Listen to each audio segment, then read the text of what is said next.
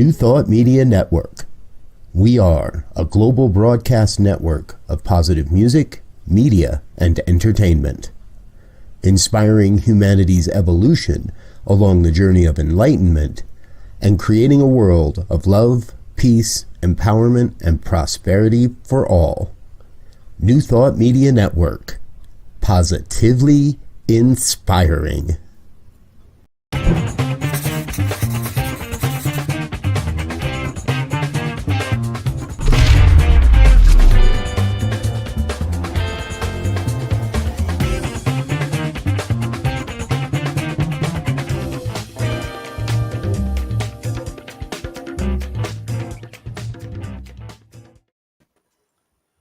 Well, greetings, my friends, and welcome.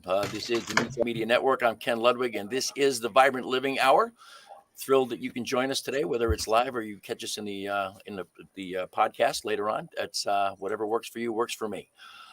This is a big day for me because after 4 months of doing this podcast, I'm finally going to get to shut up a little bit and actually have a guest on the show. And I am absolutely thrilled and honored to have an old friend as my very first guest on the Vibrant Living Hour, Dr. Sue Morter. And let me tell you why Sue is my special guest today.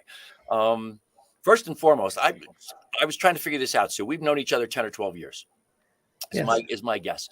We met in person at the Evolve Expo here in Denver. You were a presenter, and I was actually the host of the speaker, whatever. But we had done a radio interview before that on my radio show. That's how we knew each other to begin with. But we haven't seen each other. Well, this is still not personal, but this is the first time we've actually been able to share a conversation face to face in those 10 or 12 years, which is really extraordinary. Yes, we've been texting and calling, but we haven't been face to face. So it's great to be here. And it's really it's not only great to have someone of your caliber on the show, and to be honest, and I'm going to read your little bio here in a second, but to be honest, when I first met you, you were just starting to become somebody, and now you're literally world famous, which is quite an evolution on your part, which is really very cool. And so this is who Dr. Sue really is. She's an international speaker, celebrated author, a teacher, and doctor with over 30 years of experience bringing together ancient wisdom traditions with cutting-edge quantum science. Her highly praised book, The Energy Codes, guides you to unprecedented levels of self-expression, health, and healing by building neurocircuitry to raise your cellular vibrational frequency. Dr. Sue's visionary models and techniques ignite an entirely new approach to accessing creative genius and living from personal freedom. And once again, my old friend, welcome. It's nice to have you here. It's a pleasure to be here. Absolutely. I first picked up The Energy Codes, your book, when it first became available. And I always love to try and get it into the camera so you can actually read it. There you go. When it first became available. But I'm one of these strange people. I usually have like 5 or 6 books with bookmarks in them all at once. So I got about 120 pages or so into this. I got through the first code, through the anchoring code. Yeah. And I got distracted and went off, so I start reading something else, and it stays in the stack of books with bookmarks, but it doesn't get touched. And then, of course, when you agreed to be on the show, I started reading it again. It is true, and I had to go back actually and read the anchoring codes again, because it is truly a fascinating take on just putting together exactly what your introduction says. They're putting together traditional stuff, ancient wisdom, with new energy medicine, with new technologies, new science. Tell us a little bit about the genesis of the book. Well, people have been asking me to write a book for about 20 years, ever since I started having these transcendental, multidimensional experiences in meditation. The very first time that I really sat in a formal meditation, I had instant access through these doorways, these gateways that I knew nothing about. And it changed my life instantly. And I began realizing that we are so much more than meets the eye, but on an experiential level, this is accessible to us. And so I had some major openings, one of which truly changed my life. I literally transcended into this exalted state of consciousness, which I refer to in the foreword of the book, about the significance of that moment. I was illuminated in these high brain centers. I could my third eye opened up and I could see 360 degrees, actually spherically in every direction, in a light so brilliantly bright. It was 10 times brighter than the brightest day in the desert that I had ever seen. And I could see the earth beneath me about the size of a marble. And I was embedded into it up to what would have been my knees. But I didn't have knees because I wasn't in a body. I was just this ray of light. And this beautiful pink iridescent horizon would rise and fall every time I took a breath. So I had free will. I could look around and make decisions and decide to breathe big or small. But most significantly, what I wanted to share in beginning to teach this to share it with my patients and clients and students was that there was nowhere to go. There was nothing to become, nothing to achieve. Everything was whole and complete. I was completely gratified and satisfied and satiated and whole and filled with joy and exuberance. And so I knew this was the true state. I knew this was the truth of who we are. And every time I took a breath, this brilliant light was becoming a different vibration as it would pass through me. So I turned my life into a living laboratory that 5 years, 10 years after that, wanting to know how to access this exalted state on command. And I figured it out. And along the way, taking notes, I began sharing this with my patients. And I started realizing that they were getting better faster and staying better longer. And things were transforming rapidly. And I knew that I was onto something. And I came across so many sacred texts that would then affirm what I had seen and what I was finding in my codification of what I needed to do to return to this state. And it's all embedded inside of our sacred text, but no one knows how to read it. It's misinterpreted, and so we miss it. It goes right over our head. So now in the book, I've shared many of the practices that I had to do to get in my body to bring this exalted state of consciousness into my body, rather than trying to reach it out there, which is what most people are doing when they're seeking their spiritual path or enlightenment or what a better life in some way.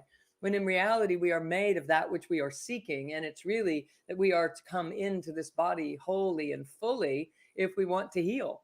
So I healed the scoliosis, I healed migraine headaches, and I began sharing these principles and these practices that I was doing with my patients. And that's when things started to really rapidly change. So I wrote a book to allow people to begin to open up to the idea that we are so much more than we think we are, living as a five sensory being. There is much more to us that we can tap, that anyone can tap, and begin to integrate and implement into their lives.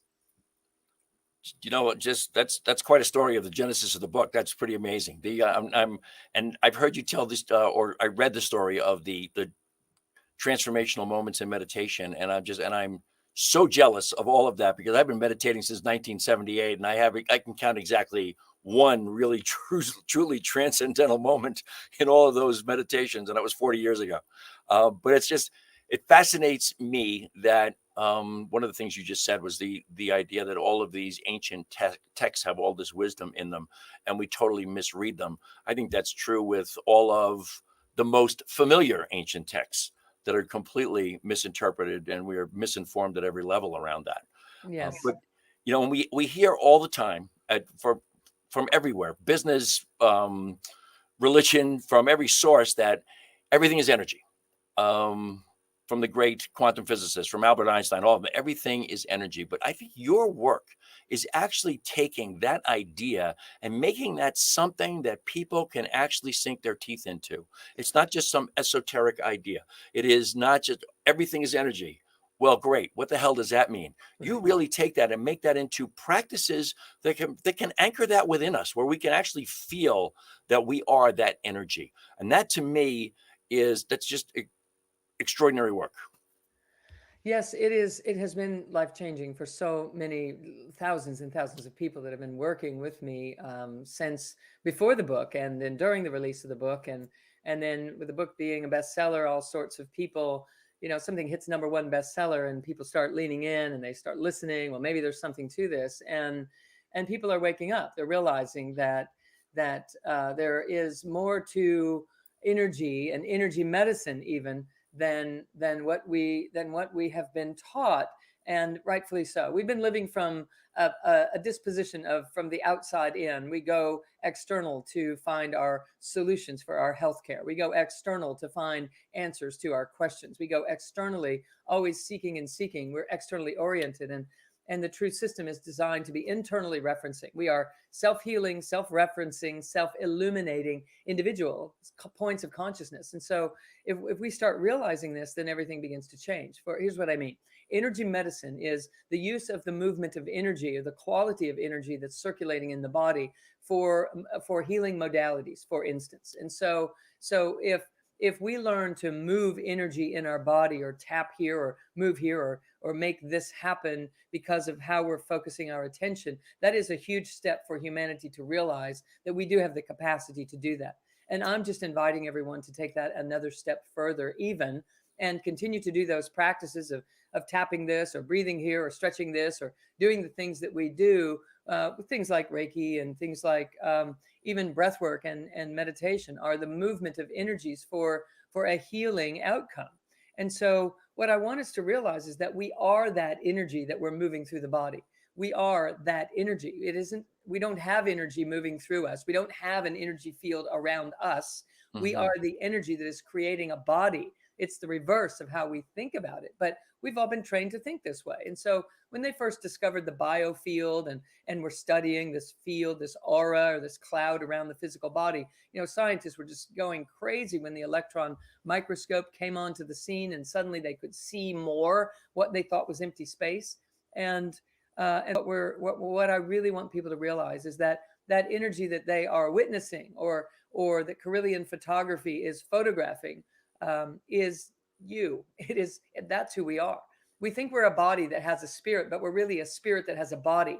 And it's very important that we get that distinction, because if we don't, then we're always seeking spirit when it's right behind the eyes. It's right here. Mm-hmm. That's why we can't find it when we are spiritual seekers.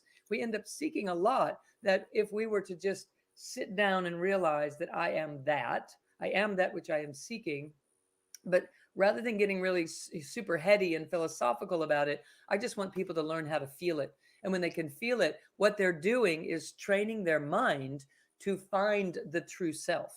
So the mind thinks that's who we are, and we think we are the mind. We're so enmeshed, and the body is kind of encasing that whole thing, and none of it's true. What's really true is that we are this energy being, this spirit being, this energy being, same. Spirituality calls it spirit. Quantum science calls it energy, and it's invisible energy. And that works for me to just call it the same. And that's what we are. We are made of that. So as such, we have created a mind and created a body that are tools to help us navigate in this physical dimension. Because we wanted to come here into this physical dimension, we needed a vehicle, we needed a language, we needed an interpreter, and that's what the mind and the body do. So if we realize that, all kinds of things change. Rather than listening to spirit or letting spirit guide me, which makes an assumption that I am not spirit, but I'm listening to spirit. I mean, even that's a good step. If we will listen to spirit, that's better than not. But right. I'd really like for people to make what I call this quantum flip into realizing you're a conscious energy being. You are pure awareness. That's what you are. And there are 11 billion bits of information of more spirit, more universal intelligence, cosmic wisdom, the universal mind, however you want to refer to it, bombarding us every millisecond. And that information doesn't arrive to our head, it arrives to our gut. And it gets translated by the layers of our consciousness that are represented by the chakra system. It gets translated up to usable ideas and languages and images. And if we let that be the guide, it gives us access to the universal mind, to cosmic information, truly anything. Having access to what we need when we need it is our design. So I'm just trying to teach people how to do that rather than just living in their heads and taking this filtering system out of the equation, in which case we just feel separate from spirit. So it's about changing seats. We bought the best seat in the house, and we're sitting in the nosebleed section as far as our empowerment. Good analogy. I love it. You've taken in my interpretation of what you're doing thus far, and this is really as I read the book, I find myself, you have a great style to begin with. You have a very accessible style. You're taking fairly complex issues and you're making them very accessible for anybody. But I'm reading along and all of a sudden my brain goes, whoa, wait, what was that? And I go back and I read it again. just to get it kind of more stuck in my head. But you have added that piece of connecting the three, the mind, body, and spirit, by kind of using the body as the go-between that it's never been before. We've been working with our head, trying to find, as you say, that spirit out here. That ain't it. It's all here to begin with. And the body is the access point. It really isn't the mind. Is that a good analogy from my perspective? Great assessment. Think of it this way. The soul speaks to the body, and the body speaks to the mind, and the mind doesn't listen. The mind is off writing stories and busy filling in the blanks and worst case scenarioing, and it's very busy. And so what we're doing is teaching the mind to listen to the body so that it can be the interpreter of this soulful spiritual energy, our true essential self, our authentic self. That's really what needs to be translated all the way out into the world. And so we're teaching the mind how to listen to the body, because the body is revealing where we are flowing freely with this energy that we are, where we are accessing, where we are expressing fully, and where we are not. The body will tell us. Every time we get a lump in our throat or a tightness in our chest or a knot in our stomach, all of that is body language that is telling us something. It's not just saying, oh, that upsets me. Yes, that upsets you because of an amount of circuitry, both electromagnetic circuitry and neurocircuitry, not hooked up to be able to translate these billions of bits of information that are coming into the body and rising up through this system for translation so that we have answers. And so when the energy is trying to rise up through the body, when it hits an area that doesn't have a bridge, maybe it's a highway that the bridge is washed out, that energy hits that void and it has to go around it. So it finds another path. But in the moment that it's rising and it hits that area where there's no pathway, we get a knot in our stomach, or we get a charge in our chest or in our throat. And that's really what's happening. So the body is trying to reveal to the mind, hey, if you had a little more access here, if you lived in this part of the body more, if you brought your conscious concentration into this part of the body more, or this part of the body more, you might feel greater personal power. Or over here, down lower, you might feel a greater sense of wisdom in every situation, in which case you would not be so quick to jump to fight or flight. Oh, if you could live here more, you might feel more love all the time, rather than constantly seeking and got to find your partner and make life work. And that type of desperation is because of a lack of circuitry. So my short answer would be yes, you absolutely tapped it. It is that the body is the interpreter between these worlds, both on a chemical, biochemical level, an energetic, a bioenergetic level, a neurophysiological level, combined. All of this is supposed to be working together to allow a knowingness to rise to our consciousness that we simply don't have when we disconnect this system and expect to have answers. Then we get reeling up here in the mind, looking and seeking and pontificating and filling in the blanks, usually in a manner that is not in our favor. We usually dupe ourselves when we start writing stories. It's pretty dangerous pastime that we have. And that always keeps us stuck in that sympathetic nervous system, because the stories are never about how wonderful we are. Stories are always about how we suck, what we did wrong, and how we're screwing this up. Right. So that's why we live in a world where the overarching neural pathway is sympathetic for damn near everybody, which is just fascinating to me. When you and I wanted to see if I get this right, or if this is a good interpretation of this. When you're traveling up that highway, as you said, and you hit that blockage, and then the mind takes us around the blockage. But the information we need is the blockage, isn't it? What's in the blockage? I have a picture. Let me just pull this up and show you. Okay. I use this when I'm teaching online. So we see this image here.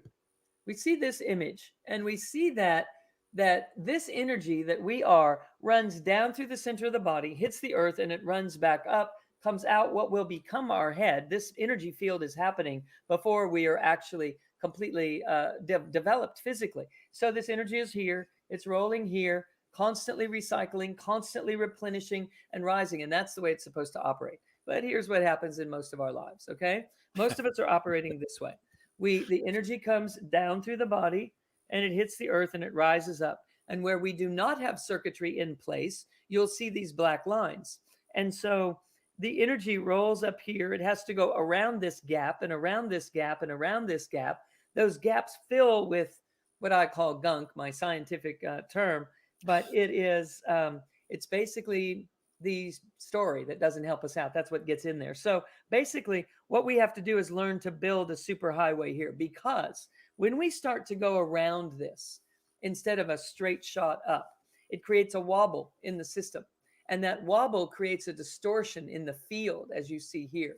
It creates a distortion. Now, this person is in here looking out through this distortion, and they see a world that doesn't care. They see a world that doesn't love them. They see problems. They look for what's wrong. They're always in this protective mode, trying to figure out why they feel uncomfortable.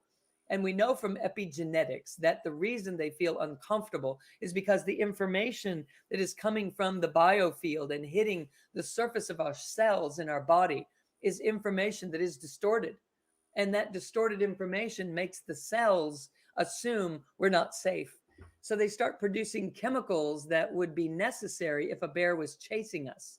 But the problem is, if there's not actually a bear chasing us in that moment, that impulse and then that chemistry starts to age us prematurely.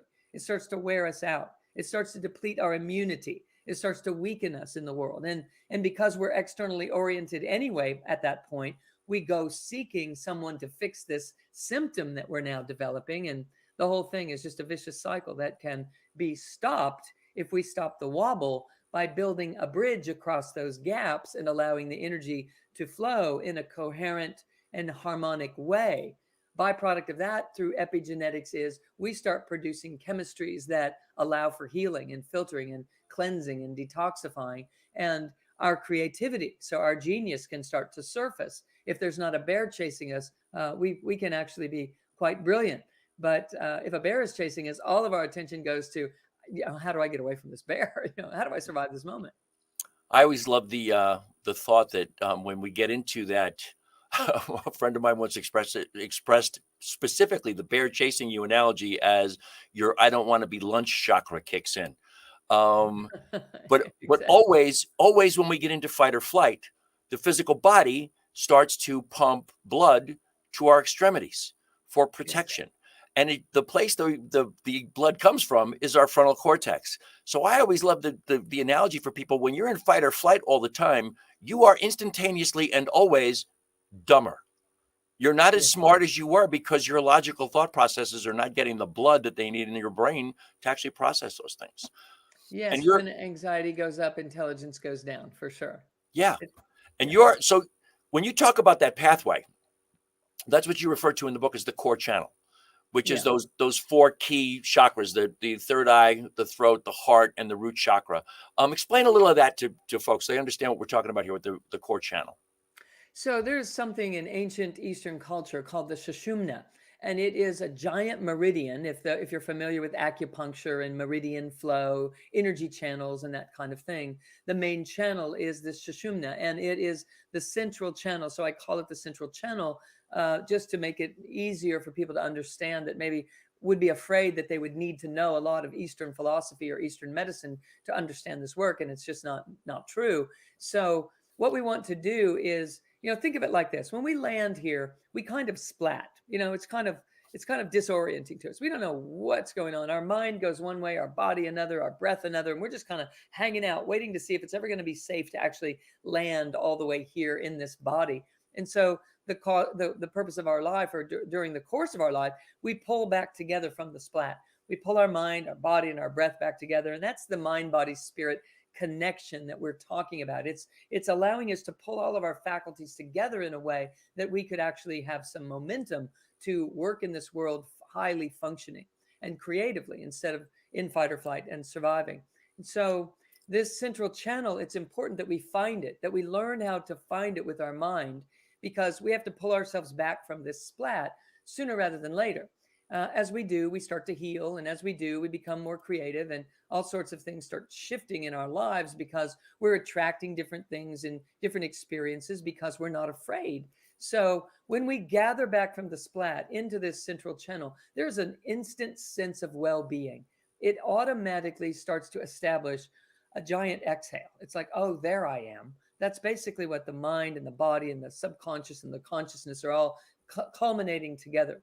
So this in the center of the brain and the throat and the backside of the heart and the base of the spine they of course are energy centers, but I'm using them as anchor points where we can start to feel and sense and know that we are in fact gathering ourselves back from this splat, from our dispersed energy. You know, I said earlier, we're externally oriented, and wherever you put your focus, the tiniest little particles of reality called photons, they follow what you focus on. They respond to what you're looking for. They create the reality that you are imagining.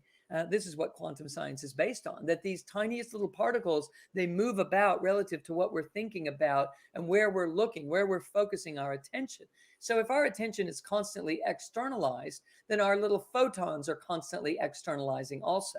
So what I'm doing is having people gather your photons back at the core of your being so that your sensory nervous system can pick up on a sense of concentrated energy there. When the sensory system can pick up on it, it will start to include it in all of its equations when it's doing assessments as to, am I safe? Where am I? What's going on? It's constantly, we are sensory beings. We are 10 to 100 to 1,000 to 10,000 times more sensory than motor. It's more important what we sense and perceive and feel than what we think and say and do. So we have to increase our awareness so that what we think and say and do is more brilliant, smarter, because it's based on more information that we can sense and perceive. So when we attract and guide and gather our energy back inside the core of our body, what happens is the sensory system picks up on, oh, we're okay. There I am. I know who I am. I know that I'm sitting here. I know that I'm comfortable. All is well. And we don't spin out and start living up in our heads again because there's no need for fight or flight. There's no need to assess and protect. So when we're sitting there, we're now in a state of wisdom automatically. It's by design that this is what we have access to. So these 4 anchor points are a way that I'm teaching people how to know that you're finding this channel and living in this core state and gathering the photons back into the center so that you can have this I've got myself together type of sense all the time. So it's simple as pulling your shoulder blades together and kind of dropping them down. It's as simple as rolling your eyes up and feeling the tension behind your eyes and constricting your throat so that you could hear your breath, kind of like ujjayi breathing. And if you don't know what ujjayi breathing is, it's kind of like how Darth Vader sounds when he's breathing. Okay, just kind of this almost a snore. And then there's another one that's a little more complex to teach, kind of at the tip of the spine. I can take a shot at sharing that. Just takes about a minute and a half to share if you'd like to. Please put that please together. Do it. Okay. Yeah, let's the folks that are watching, I'm sure would enjoy it. Sure. So this is like contracting the muscles in the base of the pelvic bowl, right around the tip of your spine. Like, who does that, right? So ladies, it's kind of like a Kegel exercise. Gentlemen, you're about to learn what a Kegel exercise is. It's something that we do in the pelvic floor by contracting muscles. So think of it this way. If you were going to the bathroom and you had to stop the stream instantly, you'd squeeze certain muscles to make that stop.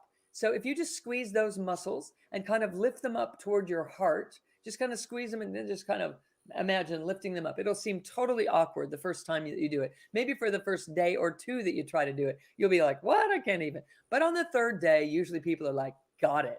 Okay. So it's contracting the same muscles that you would contract if you were going to the bathroom and you had to stop the stream instantly. Just give those a squeeze. You can even squeeze the lower abdominal muscles, even the gluteal muscles at the same time you could contract in order to just kind of give it all a squeeze. But it's inward from there, kind of like the rings of a tree. Just go inward from there and squeeze them.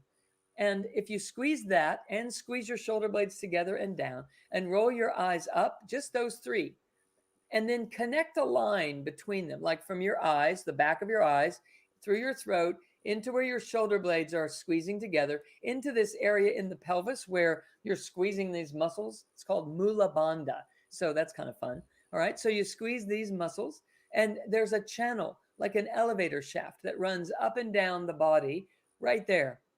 And if you can start to, and you can practice breathing up and down, just inhale from above your head into your belly, from your throat to your heart into your belly, and then squeeze those muscles in the pelvic bowl and exhale into the earth. Just shoot it down there with your imagination.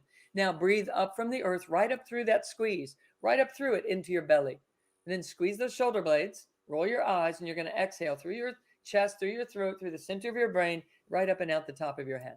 Then you just do the same thing over again. Inhale from overhead, right to that tension behind the eyes, through the throat, squeeze the blades all the way into your belly. Breathe all the way to your belly. It's going to feel better just because you did that.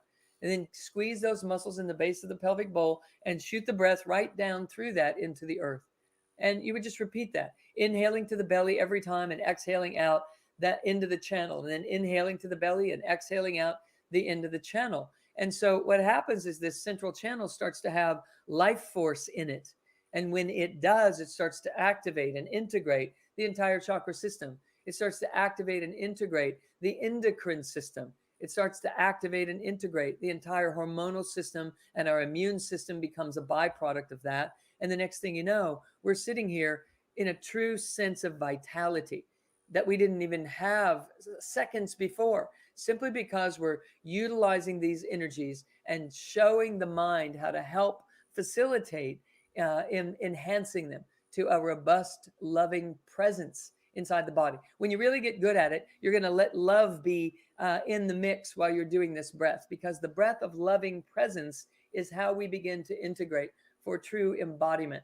Basically, enlightenment is not enough. We have to get in the body with the being of light, the energy being that we are. And that's our journey. That's our process. That's the practice of coming to earth and what this is all about. So these are anchor points that help us anchor ourselves down in the body instead of being this buoyant energy presence that is such a high frequency. It has a hard time living in the body. You know, basically, Ken, I'll say lastly, if someone is in pain, they're not living in their body. They're in their head. They're in their protective personality. Yeah. They're living too much in the mental self. If they're in pain or dysfunction, or there is a diagnosis or a disease process happening in their physical body, it is because they're not all the way in the ways that I'm referring to. I healed a scoliosis in my body, not because I was trying to heal it, but because I wanted to get into my body so that I could have that exalted experience in a transcendental state again in meditation. And I knew that that anchoring was required for that to happen.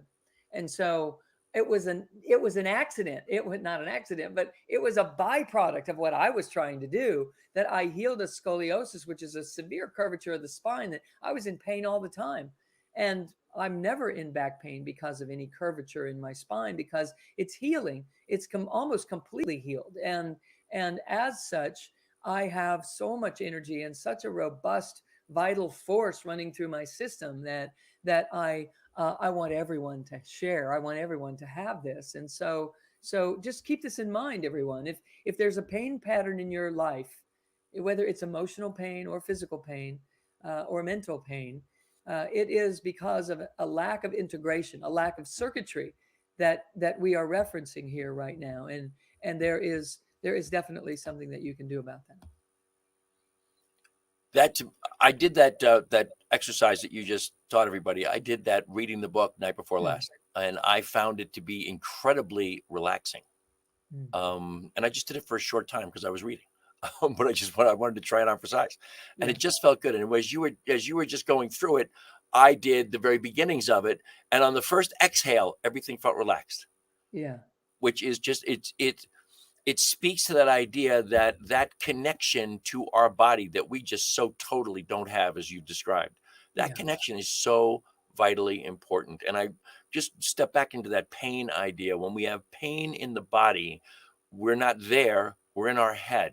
And I, as a lifelong meditator, I have spent considerable time when there has been pain in my body, trying to figure out how to dissipate it in meditation, knowing that I have the power to heal myself, but never quite knowing how.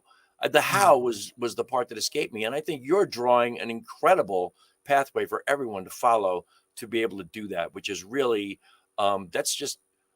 it's super important work. And I absolutely believe that when you get all of that in alignment, mind, body, and spirit in alignment, then all those things that you're searching for out here, those all come together on their own. Yes. Right? Yes. Life is a reflection of the integration in our own system. If it's not working out there, it's because it's not working in here. And so this is a way that we can integrate all of our faculties so that we can more easily manifest the life out there that we truly want to be experiencing. Now, quantum science is showing us that our external reality, we're walking through a movie that we're projecting as we walk along. I have another image for you. Just a second. Cool. This has made me think of this, that basically, here's a couple of things I want to share with you. This one is basically showing us that this cosmic information is truly descending and descending and compressing. We know that physical matter is a byproduct of compressed energy. So you can see in here this toric field that I was just demonstrating before, but I wanted to kind of illustrate how it is related to the cosmos. It's not just this little biofield. We are truly, this is the energy that we are, and we are compressing that energy all the way to physical form. So the physical body is just an extension of what we are in spirit form, if you will. We're just compressing. That's a law of physics, that everything physical is just energy that's been compressed.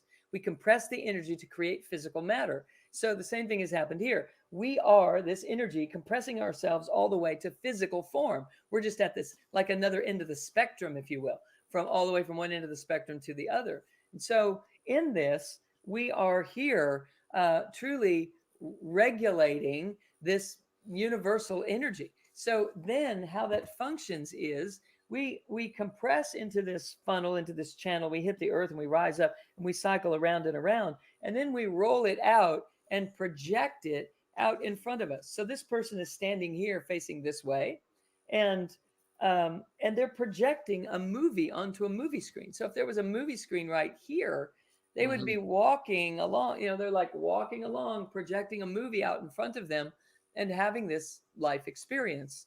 It is truly a projection. And so we give meaning to everything.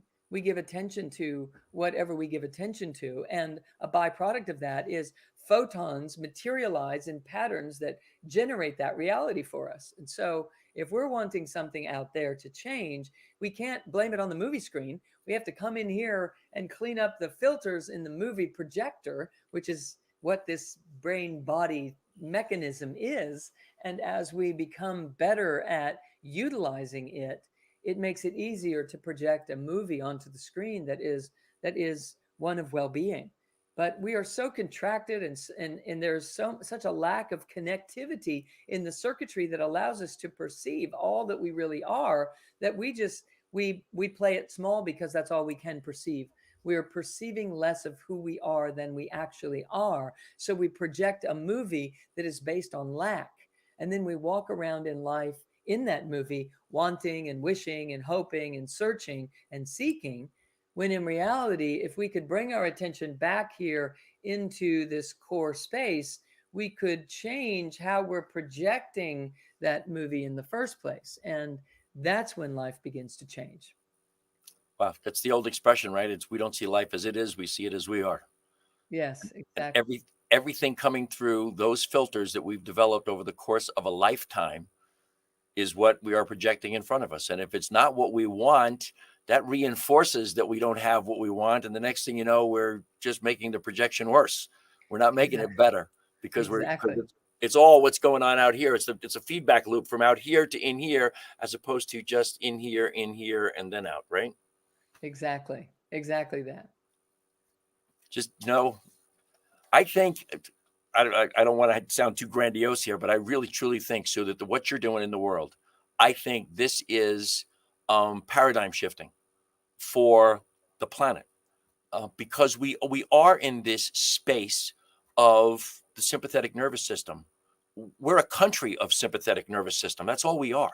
And by and large, a planet of the sympathetic nervous system. And what you are demonstrating is a pathway to living in parasympathy all the time. Yes. And it's interesting to me that you come onto my radar when you did, and that the book comes back into my life when it did, simply because this is kind of, I've been leaning into this, if you will, from a different perspective of trying to come from in here all the time.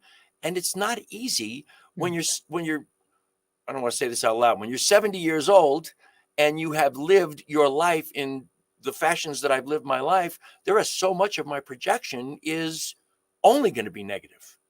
And to have a new way of actually getting that focus in here, which you're giving us, that to me is exciting for me personally. And I think as each of us who is willing to take this project on, as you say, life is Project Awakening. I love that. But any of us who are willing to take this on, we will change the projection of our lives, which then influences everyone around us. That's that, Mary Ann's whole thing about playing small. We give people permission by the very essence of our being, by our pathway through life. Amazing to me. Absolutely. And there are some smart ways to work with it that are very efficient, that are smarter than thinking about the solution to a problem. So often we come across a conflict and we say, why do you keep doing that? Or why do you keep saying that to me? Or why is this happening? And that's really not an effective question, because the answer to that question is because it's supposed to be that way. That's why the things are happening the way that they're happening. There's a better question that we could ask. And relative to this image that we were referencing earlier, when we are in the middle of a conflict or an upset, there's a reason. The reason that this thing is upsetting us is not because of it. It's because of how we are being. Just like you're saying, we don't see things as they are. We see them as we are. We see them relative to the circuits we have in place and the circuits that we do not have in place. That's how we see. So I'm looking through this field in a distorted fashion. I see a distorted reality there. It's not about its distortion. It's about my biofield's distortion, my perceptive field's distortion. And so I'm seeing you as an unkind situation or something. So I take it a step further, and I tell people to take your attention to the body and ask a better question. Ask, where in my body am I activated when you do that thing? Instead of asking you, why do you do it? Ask, where in my body do I get activated every time you do that thing? And my mind's going to immediately go right here, or it's going to go to my chest, or it's going to go to my gut or my stomach. It's going to go somewhere, because you're going to feel some charge, because when that energy is rising and it hits this, it has to go around it. As it's hitting it, that's what gives you the knot in your stomach, or the tightness in your chest, or the lump in your throat. That's what gives it to you. So if we ask, where in my body am I activated when this thing is so upsetting to me, and I take my attention there, if I will squeeze that area or just hug it so that my mind can land on that spot consistently, and then I start breathing up and down this channel while I'm anchoring myself in the channel. And I teach people how to do this, but while I'm anchoring myself in this channel, I start to build a bridge through this very area that you activated when you came into the room and said that thing that upsets me. Now I have more circuitry in place because you upset me. So I'm good with the fact that you upset me. In fact, I'm grateful for the fact that you upset me, because I now know what to do to build more circuitry in my system so that my system can operate like this system. So I'm not carrying a grudge anymore. I'm not mad at you. I'm like secretly grateful that you operate the way that you do and say these things all the time, because I get to find out why I'm so sensitive to that, why I have a reaction to that. Because if all my circuits were in place and I were operating like this, the world could do whatever the world would do, and I would walk right through it as a healing presence on the planet, instead of reacting and becoming opinionated and conflicted and, fighting back, which is the world of duality that we are living in, which is why we're in sympathetic dominance. It's why we're in fight or flight all the time. Whereas if we could create a sense of well-being that is so grounded and integrated that the sensory system is aware of it all the time and constantly using every circumstance to build even more circuitry for a robust, loving presence on this planet, then we would be able to walk right through and lead in circumstances where we're currently being sucked into the argument as if the argument is real. The argument isn't real. We're just on this planet learning how to turn duality into unity. We're here to learn how to opt for both and move forward instead of deciding who's right and who's wrong. We wouldn't be in such fervent arguments if there wasn't a little bit of truth in both sides of it. So clearly the answer is a third option, that we're being beckoned, we're being begged to look in another way, in a quantum way, into this world that we so easily take dualistically. We're being beckoned into our own higher consciousness. So it's quite an amazing thing that we're getting to witness in this lifetime, and I know that this work will help, and it does help people learn how to navigate it with such a clarity and a state of well-being in a both and sort of realm, which is what I call the quantum flip inside the book. Just, you made me just flash on something really just very simplistic. First of all, you're at it when this person comes into the room and you are triggered or and you go to that place where you feel the response. You're taking control of your buttons. Right. that person's presence pressed your button. Now Right. you're taking control of them, as opposed to just letting it fire Right. off to whatever it did in the past. These are your buttons. That's Yeah. it. Without those, you got no buttons. Right. So And if we're you master going them, button hunting. Yes. you're done. That's fascinating. Now, I have a couple of things here. I know you got to go, right? Well, I'm busy, but I dig you in a big way. So what do you got? Well, to me, I mean, we could talk about this for a long time. I mean, we've really only scratched the surface of what this is all about. Yeah. That's not true. We've really dived into what it's about, but how to get there, we haven't really touched on. What I really want people to know is how to access you. You have all kinds of stuff going on here. And I want people to know that you've got your energy codes level 2 class starting in September. Yes, And requirement for that is to have taken energy level course number 1 or to have read the book. Is that correct? Yeah, right. So if you read the book, and by the way, Gina here asked to please mention the name of the book again. The book, Gina, is The Energy Codes. I hope you can read that. I can't. There you go. The Energy Codes. All right. And try if you need to know more about it, please just find me. I'll make sure you know. So that starts September 7th. It's 8 sessions at 8:00 at night. I'm assuming that's Eastern time. Yes. And by the way, you can access all this stuff, gang, on drsuemorter.com, and it's MORTER, and you can see it on my screen. It's all up there for you. You've got a conscious success mentorship program starting Monday, September 20th at 8:00, and it is for 6 months or 18 months, a program. That sounds fascinating.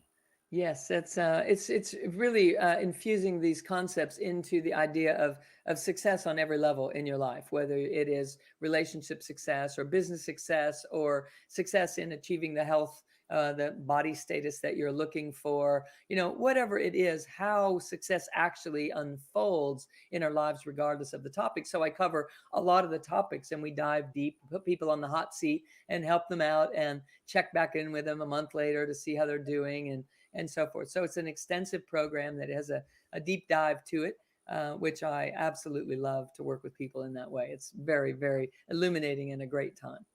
Excellent. Very cool. You've got a free healing transmission September 29th from 8:30 to 9:30 Eastern time.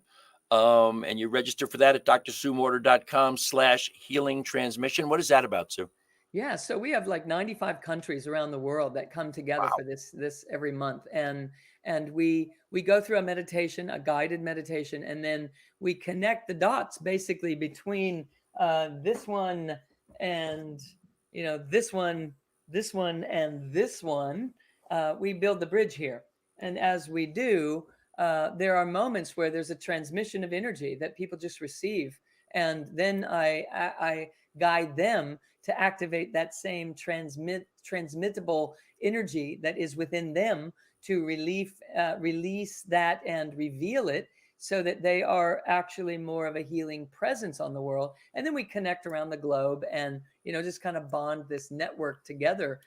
We've been doing it since just before the pandemic, And it's been a tremendous benefit for thousands and tens of thousands of people that are participating in this each month. So that's very fun. It's complimentary, and because we want to build a conscious community around the world. So we get together and do that. That's extraordinary. And just to repeat that, it is free, folks, if you're interested in that. And that is September 29th, 8:30 to 9:30. I'll be there. Oh, beautiful. Me too. I wouldn't miss it. Yeah, I think they're counting on that. There's a yoga intensive live streaming online, October 4th to the 8th. Is that like using yoga and the chakras in relation to the work? I'm teaching people how to anchor their consciousness in the core of their body and build all kinds of neurocircuitry for the body and brain through yoga asanas. So if there's a yogi out there, and even if you're not a yogi, but you'd like to learn about the asanas, I teach you about the positions, how to do them correctly, and then what's happening energetically with the biofield in that position. There are certain asanas, certain yoga poses that activate, your ability for personal power, certain asanas that activate the integrative nervous system, other asanas that activate your immune system and the endocrine system or the digestive system, and this helps with the respiratory system, those kinds of things. So that, along with ultimately activating higher states of consciousness, which is what I'm really interested in. But there's a whole lot of healing along the way that happens. So if somebody has 5 days, we do a few poses and then we sit down and talk about them. And then we teach about some others and then we get up and do them. And we have many pod leaders. We'll separate people out into pods where there'll be 2 or 3 students with an instructor periodically throughout the day after I'm teaching. Then you go off into these little rooms and you do the pose and get feedback to make sure that you're doing it correctly. So we're giving everyone direct feedback, everyone on the program. So we have dozens and dozens of instructors standing by for whatever number of people show up, and we will demonstrate this and give people some guidance, some direct guidance on how to become better at moving the body in a way that's truly going to allow healing to happen, instead of just going for just the calisthenic exercise. We want it to be truly, when we are moving the body and breathing in certain ways and moving the body in certain ways, we want it to be ultimately beneficial. And so I kind of cover the whole gamut with people, whether you're a yogi or not, it doesn't matter. Everyone's welcome. We make it user friendly. Outstanding. You have a Akashi live streaming event, October 14th to the 17th. Yes, the Akashi is it's a yoga and meditation retreat, and I'm teaching about Hindu gods and goddesses basically, and what they are relative to the physiology. That every single one of the Hindu deities is actually an instruction manual, and the story of the gods and goddesses are how we heal and how we awaken and how we self-illuminate. So I kind of lay that over for people. It's a beautiful study that people love to do. It's a little of a deeper study if people are really interested in that type of thing, but I absolutely love revealing that this information has been here for thousands of years and we've been just completely overlooking it, just completely missing the point. So I'm helping to bring that back together again and allow people to have a true appreciation for our ability to self-heal and to enlighten ourselves. So someone might really be interested in that. There's another course too that I'd like to mention, which is remote healing. If we want to learn how to work with energy, the energy that we are, and emanate it and radiate it, September 11th and 12th, I am doing a remote healing class. So I'm teaching people how to work and heal others, maybe loved ones, or if they're practitioners that they might find truly beneficial. And they can find that on the website as well. Excellent. You got a lot of stuff going on here. Yeah, I'm always teaching because I love it, and it's time. You're right. It's never been needed more, and I've known all my life that this type of a thing would be happening. And along the last 20 years, the content really fell together for me based on my own experiences. So, I learned this experientially. I had experiences, and then I went to the textbooks to explain what the experience was.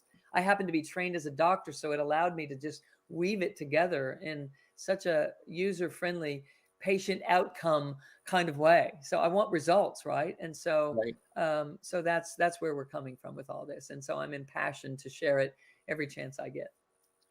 I don't think your work could have gotten to the point where it's at right now at a more perfect time for certainly from just my personal standpoint for me, but I think for anybody, everybody who picks up the book, who watches this podcast, who follows your work, everything about what you're doing is as timely could be.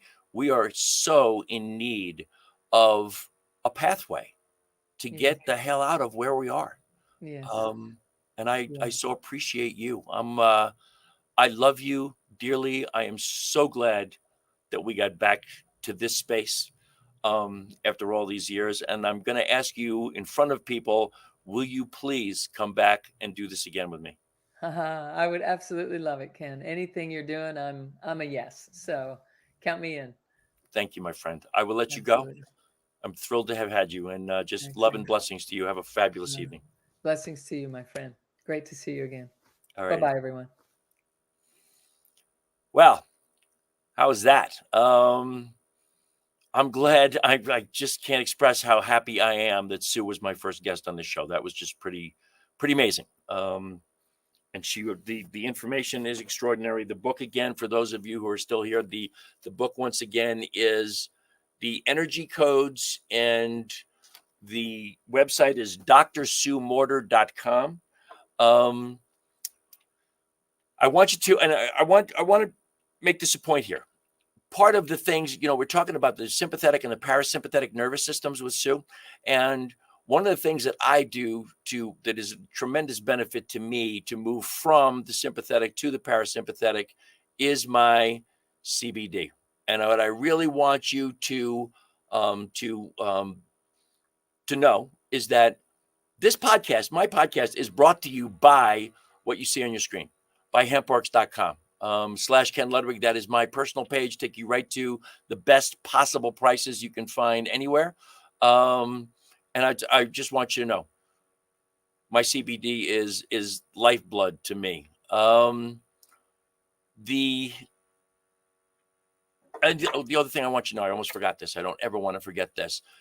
New Thought Media Network is a nonprofit organization. We survive by virtue of your generosity. So please, whatever you can contribute, whatever you like. Shaz, thank you so much for joining us, and thank you for the compliment. Go to newthoughtmedia.org. That's ntmedia.org. Click on donate. And like I said, whatever you feel like you want to contribute, we're more than happy to have your contribution. We're very, very grateful for all of that. And if you want to reach me, I'm on Facebook at Vibrant Aging. If you want to reach me via email, go to teamrockitnow@gmail.com. You can see it at the bottom of the screen. I'm happy to answer any of your questions. I hope we do this every Thursday at 3:00 Mountain Time, 5:00 Eastern. And boy, I sounded like an Easterner there for a minute, didn't I? It's 5:00 Eastern. And I hope you will join us the next time. I am, as always, immensely grateful for the incredible gift of your time and your attention. Until the next time, my friends, I wish you all the love and blessings in the universe. Namaste.